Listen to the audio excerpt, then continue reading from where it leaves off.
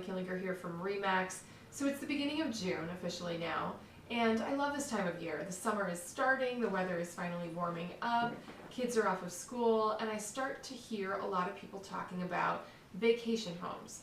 Do I want to buy a vacation home, a second home somewhere, maybe a ski condo or maybe a house by the beach?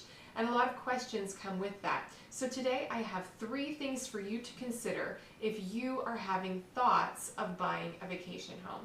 So the first thing to consider is, can you truly afford it? I know the excitement of buying a second home can sometimes outweigh the thoughts of what does it cost, but it's really important to think about, can you truly afford it? And a lot of people approach the purchase of a second home, if they haven't done it before, like they approach the purchase of their first home, and it is a completely different animal. We can't think of it that way. So likely, if you're buying a second home, a vacation home, you're going to have to put a higher down payment. You're probably going to have to put 20% down on this home. And more than likely you will have a higher interest rate on that loan than you would on a home if you were buying it as your primary residence. So those are big things to consider. So the second thing to consider if you're having thoughts about buying a vacation home is, what are all the costs? Vacation homes come with extra costs that you need to consider up front before you even start touring property.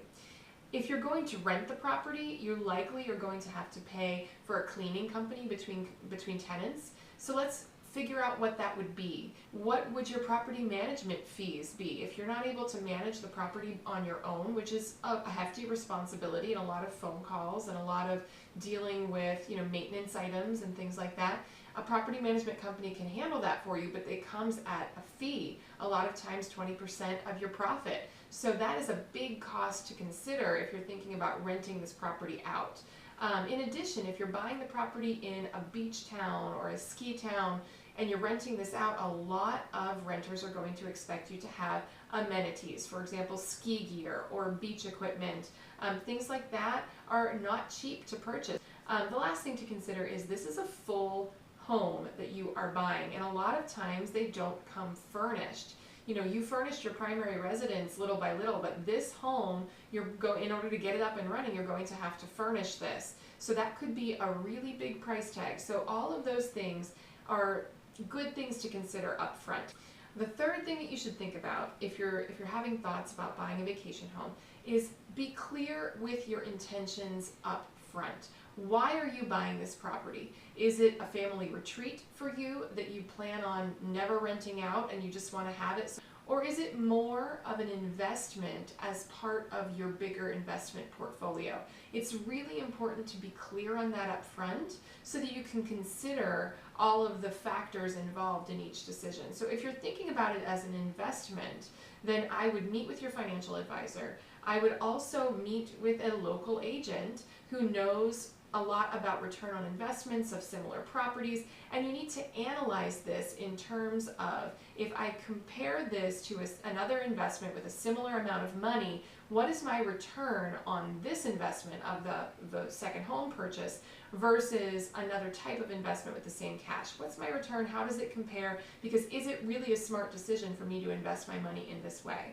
If you're thinking about going the other direction, and if this is a family retreat for you, I would go there, go to the location, stay in different places in the location, stay there frequently, make sure that you like this place enough to be able to have a second home there and spend a lot of time there.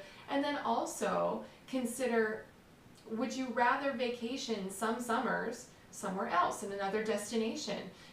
A lot of people, when they purchase these second homes, they feel like they're forced to vacation at their second home, rather than maybe let's go to the Caribbean, or let's go to a different location, a different beach, or let's go to Europe. So if that is going to be something that bothers you because you can't have the option to vacation elsewhere, then it might not be the best decision for you to buy that second home. It might be better for you just to rent on occasion if you want to go up skiing or if you want to go to the beach.